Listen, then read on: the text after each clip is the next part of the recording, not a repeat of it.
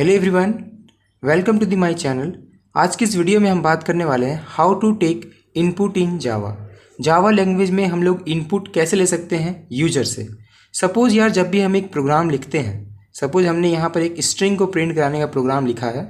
इसमें हम लोग क्या करते हैं कि स्ट्रिंग में हम लोग एक वैल्यू असाइन करते हैं और फिर उसको स्ट्रिंग में हम लोग करके प्रिंट करते हैं। ऑफकोर्स ये नाम हमें आउटपुट में प्रिंट होकर मिल रहा होगा, लेकिन हमें अगर इस तरह के नाम अगर और भी प्रिंट कराने हैं हर बार, तो हमें हर बार अलग अलग ये प्रोग्राम लिखना पड़ेगा। Because for every string variable the name is तो फिक्स्ड।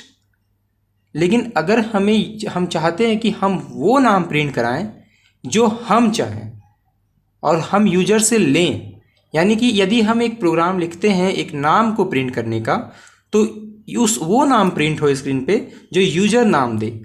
ठीक है, तो इसके लिए हम लोग को क्या करना पड़ेगा, हमें वो नाम या फिर वो कुछ भी डाटा यूजर से लेना पड़ेगा।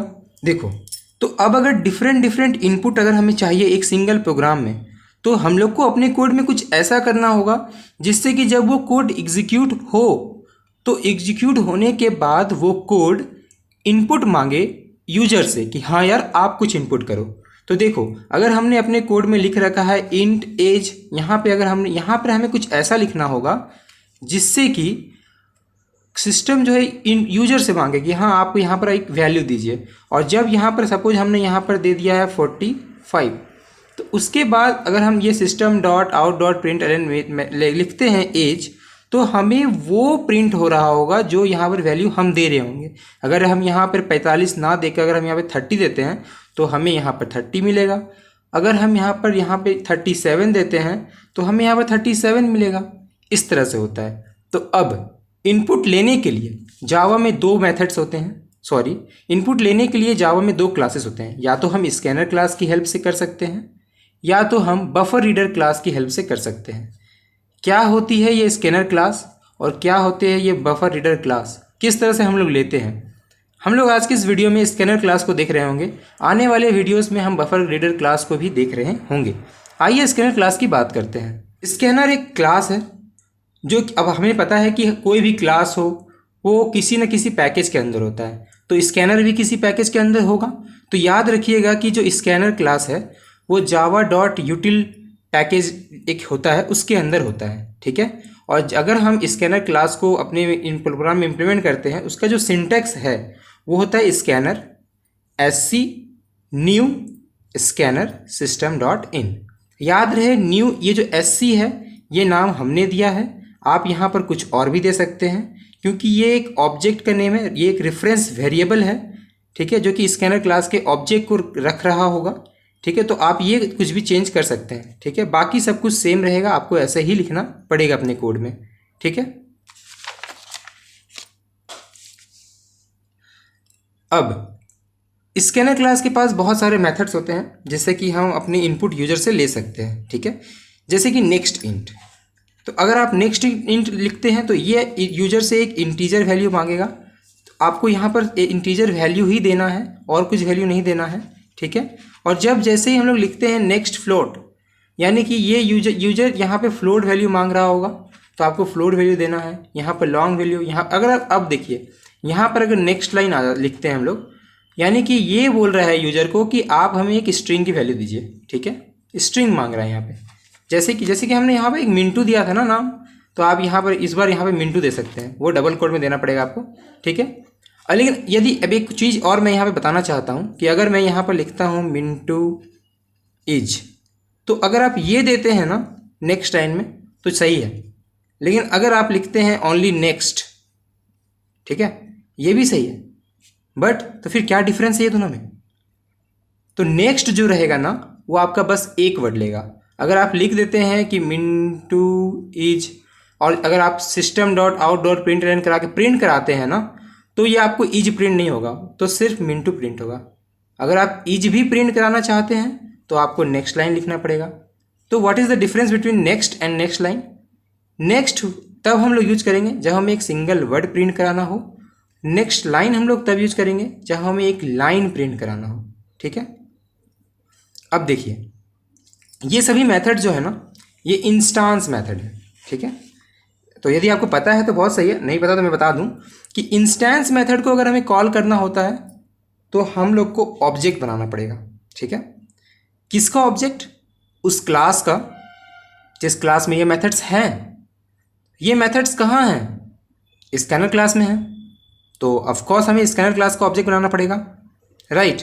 तो हम लोगों ने स्कैनर क्लास का ऑब्जेक्ट बनाया तो था, तो यही तो एक ऑब्जेक्ट है ना जिसको हमने बनाया था अपने पिछले पेज में। तो अब हम लोग जानते हैं कि यदि हमें कोई इंस्टांस मेथड को कॉल करना है तो हम लोग उसको ऑब्जेक्ट डॉट करके यूज कर सकते हैं अपने प्रोग्राम में। तो सबसे पहले हम तो ऑब्जेक्ट बनाना पड़ेगा, तो वो ऑब्जेक्ट किसका बनेगा? उस क्लास का जिस क्लास में ये मेथड्स हैं। तो ऑब्जेक्ट तो हमने बना रखा है ना, रेफरेंस वेरिएबल, यही तो है ऑब्जेक्ट। अब इंस्टेंस वेरिएबल को अगर हमें कॉल करना है तो हम लोग ऑब्जेक्ट की सहायता से कर सकते हैं। कैसे? Object name dot method name. देखिए यहाँ पर है ये ऑब्जेक्ट नेम डॉट मेथड, ठीक है, और यहाँ से ये कॉल हो गया है। तो अब अगर हम जब ये कोड को रन करेंगे ना तो हमारी जो स्क्रीन होगा ना, अब जब हम इस कोड को रन करेंगे ना तो जो हमारा स्क्रीन होगा आउटपुट पे वो एक ब्लिंक कर रहा होगा। तो यहाँ पर बोल रहा होगा कि आप पहले वैल्यू दीजिए कुछ, तो यहाँ पर इनपुट को बोल रहा होगा कि आप यहाँ वैल्यू दीजिए। अब अगर यूजर यहाँ पे 45 देता है तो ये 45 इस एज में स्टोर हो जाएगा। और अगर हम system dot out dot println करके अगर हम एज को प्रिंट करते हैं ना तो अब ये 45 यहाँ पे प्रिंट होगा। ठीक है, तो अब वो वैल्यू प्रिंट नहीं होगा जो हम लोग यहाँ पर पहले से फिक्स करे हुए होंगे, अब वो वैल्यू प्रिंट होगा जो यूजर दे रहा होगा। इसके अलावा और सभी मेथड्स भी हम लोग यूज कर सकते हैं। जैसे देखो यहाँ पर पिछली बार हम लोगों ने दिखा था कि यहाँ पे मिंटू लिखा हुआ था, राइट, तो ये सिर्फ मिंटू प्रिंट होगा। आप चाहे 10 बार कोड को रन करो, चाहे 50 बार कोड को रन करो, चाहे 100 बार कोड को रन करो, हर बार आपको मिंटू ही प्रिंट होगा। लेकिन इसमें क्या होगा, आप जैसे ही फर्स्ट बार रन करोगे ये आपको एक ब्लिंक दिख रहा होगा, इस तरह ब्लिंक। वहाँ पर क्या होगा, आपको वहाँ पर आपको स्ट्रिंग को डालना पड़ेगा। स्ट्रिंग आप कुछ भी डाल सकते हो। और फिर अगर आप system dot out dot print लगा के करते हो str में तो वो आपको वो स्ट्रिंग को प्रिंट कर देगा, राइट। यहाँ पर आप नेक्स्ट भी लगा सकते हो, लाइन अगर हटाना चाहो तो फिर क्या होगा, सिर्फ एक नाम प्रिंट होगा। अगर आप नेक्स्ट लाइन लगाते हो तो पूरा का पूरा लाइन प्रिंट होगा। ये सब आप लोग को, और बाकी देखियो यार ये नोट्स वगैरह मैं नहीं दे रहा, ठीक है, वो आप किसी भी गूगल में देखो, कहीं भी देखो, आपको मिल जाएगा नोट्स।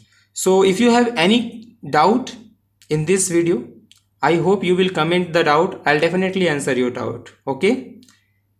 और in next class we will see the buffer reader class, ठीक है। And one more thing that हम लोग नेक्स्ट क्लास में देखेंगे, दैट ऑफकोर्स अगर हमें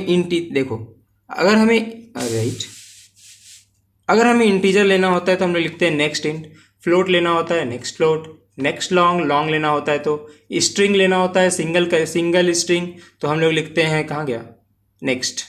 अगर हमें लॉन्ग स्ट्रिंग लेना होता है, मतलब स्ट्रिंग 2-3 कैरेक्टर का 2-3 स्ट्रिंग लेना होता है तो हम लोग लिखते हैं नेक्स्ट लाइन। लेकिन यहाँ पर एक है कि अगर हमें एक कैरेक्टर लेना होगा ना, अगर हमें एक कैरेक्टर लेना होगा ना तो हम लोग यहाँ पर ये नहीं लिख सकते हैं कि नेक्स्ट डॉट कैर, ये नहीं लिखेंगे। क्या लिखेंगे फिर, वो हम बात करेंगे अगले वीडियो में, और ऐसा क्यों करेंगे वो हम अगले वीडियो में बात करेंगे, ठीक है। यहाँ तक अगर आपको कोई भी डाउट है आप फील फ्री हमसे बात कर सकते हैं इन द कमेंट सेक्शन। तो तब तक के लिए see ya, have a good day, bye.